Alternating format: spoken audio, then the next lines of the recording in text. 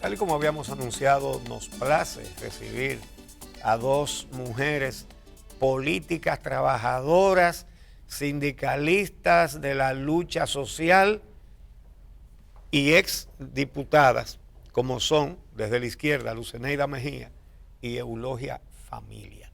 Con ella vamos a compartir el cafecito de hoy. Bienvenidas. A propósito de que se está mucho hablando de el papel de la mujer, que si debe trabajar, que si no debe, que si debe estar en la casa, que en fin, porque estas son dos luchadoras y son madres las dos, ¿verdad? ¿Cuántos hijos tú tienes, Luceneida? Yo tengo 2 y 2 nietos. ¿Y tú, Eulogia? No tengo hijos, pero tengo como 20 sobrinos. Ah, bueno, ok. Más Entonces, exigente que los hijos a veces. Sí, muy bien. Pues ellas estuvieron en el escenario de una reforma constitucional para la reelección que fue la de Hipólito en el 2003, ¿verdad? O 2002 fue la o reforma. en el 2000, 2002. en el Porque 2002 se fue. originó la reforma. Ok. ¿Cómo hace un gobierno para obtener una reforma constitucional? Ustedes recuerdan, compraron a 12 diputados del PLD que le hacían falta, ¿no? ¿Cómo se mueve eso? Yo pienso que no lo compraron. El PLD invirtió en esa reforma para ellos hacer esto que están haciendo ahora y lo que hizo Leonel después. Garantizó. Pero los expulsaron, aunque después los recogieron otra vez. No, no lo expulsaron porque el promotor de ese discurso precisamente fue senador después por el PLD, que es uno que le decimos Bulalito. ¿Te acuerdas? Adiós, eso no es... Fue senador en reconocimiento a ese voto. Después fue senador por el PLD. Y no hay, de los senadores actuales del PLD, no hay alguno de los que fueron, de los diputados que apoyaron la reelección de Hipólito. El de Pedernal era diputado. Ahora es Diony. senador. Me parece que sí. Diony. Mire, nosotras, fundamentalmente me alegra estar en este programa porque se está hablando mucho de la reforma constitucional y se está haciendo mucho énfasis en los legisladores. Y el énfasis fundamental hay que hacerlo en el pueblo. El pueblo es el que tiene que movilizarse, el pueblo tiene que oponerse, no confiar en que en el Congreso no tienen mayoría. Pueden hacer una mayoría, porque lo que ocurre en un proceso como ese es un proceso burdo, agresivo, y la dignidad de los legisladores es quebrada en muchos casos, no solo por soborno. Usted sabe que el gobierno y su equipo, su vínculo con el DNI, manejan la vida íntima de las personas, sus debilidades. No me diga que hay chantaje también. Su debilidad Claro. y su fortaleza. Claro. Las debilidades las utilizan para el chantaje. Un problema familiar, una deuda, Entonces, el dinero y grandes ofertas y entonces amenazas. es más sucio de lo que uno podía Mire, suponer. en ese momento que yo era del PRD y el PRD era mayoría, la mayoría no estaba de acuerdo con la reforma. Y recuerdo un número simbólico de 36 que firmamos para que no se adoptara la reforma constitucional.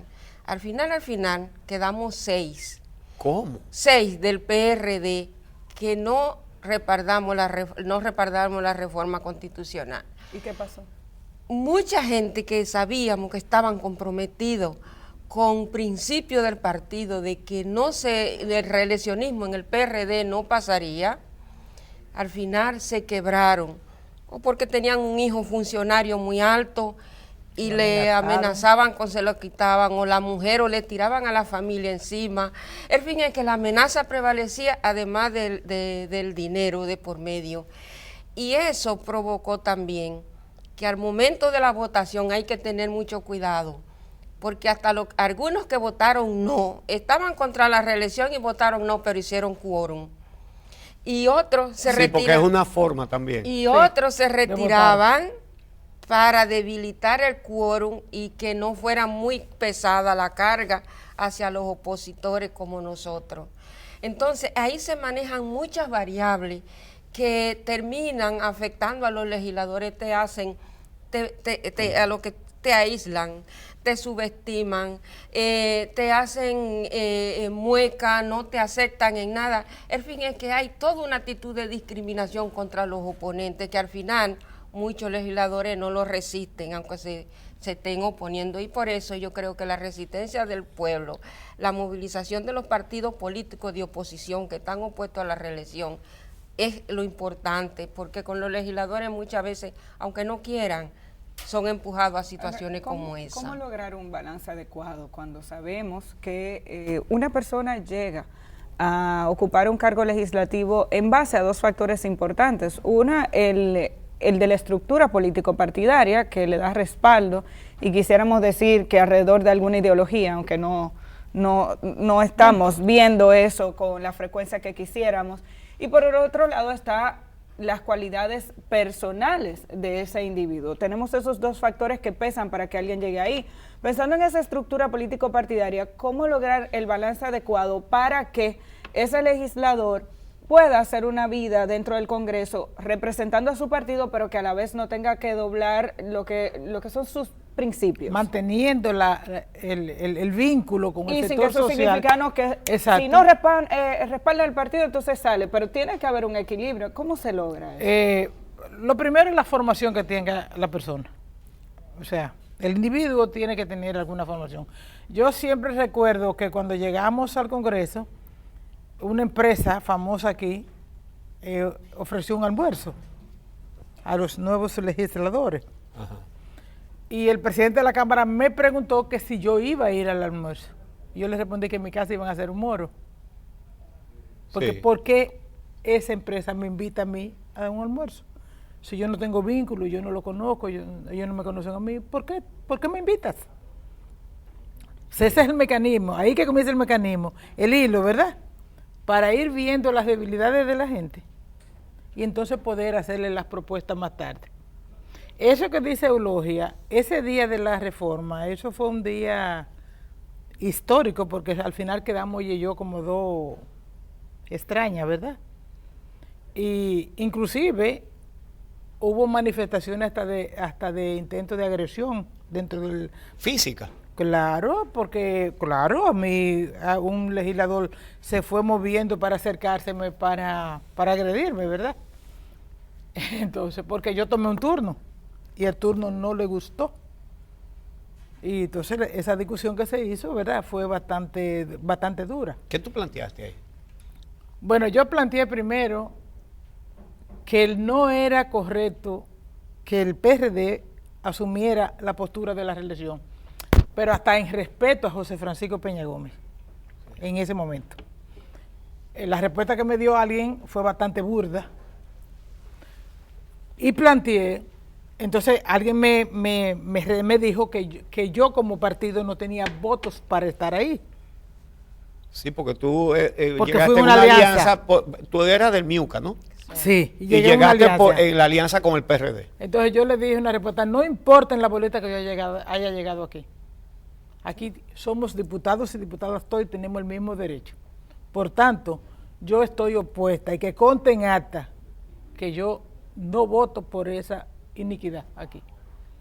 Y eso creó una fisura.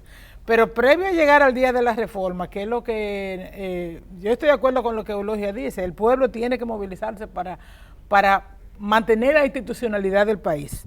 Porque una otra reelección aquí con el PLD quiere decir que aquí puede haber una ruptura de la institucionalidad o una acabada de romper la institucionalidad, porque realmente la institucionalidad aquí está muy debilitada. Está no rota, ¿no? Está desmigajada. Está muy si debilitada. Vemos la justicia, por ejemplo. Tenemos un país con una democracia, entre comillas, con instituciones débiles. Aquí no hay verificación, aquí no hay transparencia, aquí predomina el clientelismo, el favoritismo, porque lo que se quiere reelegir no es solo el presidente, es un equipo privilegiado que vive del clientelismo, el tráfico de influencia, y no quieren perder esos privilegios. Entonces, todas estas cosas nos tienen a nosotros y a nosotras en un mar de inestabilidad. Si vemos, desde que pasaron las elecciones de esa reforma constitucional para acá, El país nunca ha estado estable porque cada 4 años se está hablando de reforma para continuar, el continuismo. Entonces tendremos que escoger a un presidente que sea tan malo siempre que la gente no lo quiera. Porque si la encuesta, como dicen las encuestas, dicen que el presidente tiene aceptación, también la población le dice, nosotros lo aceptamos, pero no queremos reforma constitucional. Vamos a respetar lo que decide esa mayoría, lo que quiere esa mayoría, que no haya reforma constitucional. Y además el país, mire, el país se compromete, eso de las cosas que hay aquí mal, el país se compromete en una serie de acuerdos, firman cartas y después lo niegan. Por ejemplo, en los Objetivos de Desarrollo Sostenible, el objetivo 16 en el que está comprometido el país establece que la función del Estado, de los gobiernos, fue fortalecer la paz, la justicia y la transparencia e instituciones fuertes. Esto de la reforma constitucional debilita las instituciones. Pero también la Carta Democrática Interamericana de la OEA, desde su artículo número 1 al 6, tiene muy claro que la función de los gobiernos es fortalecer las instituciones del Estado, los partidos políticos. Los partidos políticos en esta cosa también terminan debilitados, tanto el de gobierno como lo de la oposición, cuando le intervienen en su vida privada. Entonces, todas estas cosas nos están llevando a una situación de que en el país nada es solucionado. Aquí en este país no hay nada solucionado. O dígame una política solucionada que hay. Hay cuestiones encaminadas, pero no hay nada definitivo que usted pueda decir. Voy a la seguridad social y tengo mi problema solucionado ahí. Voy a la salud, ahí lo tengo. Voy a la educación, no lo tenemos. Porque desde que se lleguen 4 años es nada más pensando cómo trabajar para mantenerse 4 más. Y eso hay que eliminarlo definitivamente. No solamente y no para lo estamos mantenerse. Poniendo por el gobierno de turno. Sí. Es Exacto. que creemos que no es sano la reelección en un país con instituciones frágiles como la nuestra. No solamente para mantenerse, sino preocupados no por servirle a quien le llevó a ese puesto, sino preocupados por ver qué se lleva de las instituciones públicas donde están. Esa es la mirilla. Creo que lo que pasó en ese proceso tiene que servir de motivación de las cosas que no deben hacerse. Por ejemplo, en aquel momento ni cerca se le acerca el manejo de recursos económicos de aquel tiempo en el Congreso con el manejo que tiene, la libertad que tiene el gobierno de hoy para manejar los fondos públicos y usarlo como quiere, ¿verdad? Pero evidentemente que la idea de muchos congresistas que se prestan a esa cosa es salir con un dinero suficiente para mantener a su familia el resto de su vida y no trabajar más. Sí. Esa es la mirilla. Ahora, tienen que recordar a esos congresistas que ellos tienen una familia, tienen unos hijos, y da vergüenza cuando en la escuela los otros niños dicen, tú eres hijo de un corrupto, de una gente que vende su principio, que no tiene ningún principio, que no respeta ningún principio. Nosotros quisimos venir a hablar con el público, con el pueblo, porque realmente uno está preocupado de lo que pueda suceder aquí a partir de... Por lo que tú dices, ¿tú crees que entonces imponen la modificación? Ellos no tienen, hasta ahora, no tienen el número, pero vuelvo a repetirle lo que pasó en aquella vez. La reelección que hizo, la modificación que hizo Hipólito, fue para el PLD. Sí, claro. Fue para el PLD. Fue para Leonel. Entonces uno no sabe las cúpulas nuestras, los negocios que hacen que uno no lo ve. Ahora yo creo, y es un llamado a todas las organizaciones políticas, ¿verdad? No importa el tamaño que tengan, es que si el presidente se atreve a convocar una asamblea revisora, este pueblo debe sentirse convocado también a estar en el Congreso. Hay que hacerle resistencia. En el momento que lo haga, si convoca ese mismo, debemos estar todos y todas frente al Congreso, porque también nosotros estamos siendo convocados, porque a nosotros que nos va a afectar esa reelección, a nuestros hijos, a nuestra familia. Eso que están preocupados por la familia tradicional que no existe, que eso no existe ya aquí en este país.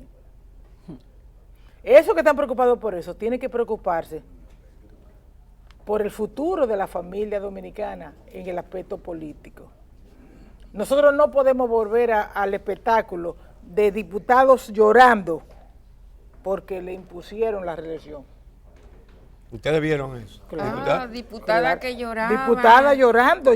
Que se retiraron del Congreso. Que se fueron. Porque también hay muchas artimañas que te hacen traicionar. Por ejemplo, a mí, yo estaba en la posición del presidente del partido en ese momento, Atuey Decán, y un íntimo amigo de Atuey me llama y me dice que vaya a su oficina, que quiere hablar conmigo.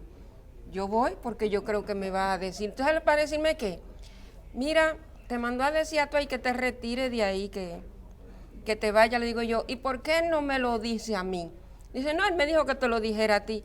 Digo, pues dígale al licenciado que yo lo siento por él, que si yo me tengo que retirar de ahí, yo mañana aparezco como que me vendí. ¿Y fue verdad que fue No, Atuey? no fue verdad, era mentira. Porque Atuey mantuvo una posición. Era de todo, era toda la manejo vida. de todo, No, era esta mentira. mentira que ella termina yéndose con el partido. De Era Atuey, mentira para que sí. me retirara, porque nosotras éramos así, habíamos 6 legisladores, Rafa Gamundi, Ángela Jaque, Obi Sardívar, creo que Ramiro Espino y otro compañero de Jarabacoa que no mantuvimos ahí. Ahora, éramos una golondrina que no hacíamos primavera, pero cuando hablábamos la gente nos respetaba y lo que querían era callarnos, que ni siquiera habláramos, porque hasta eso no negaban la palabra. Se nos acabó el tiempo, pero creo que el testimonio que han dado aquí Luceneida Mejía y Eulogia Familia es muy valioso.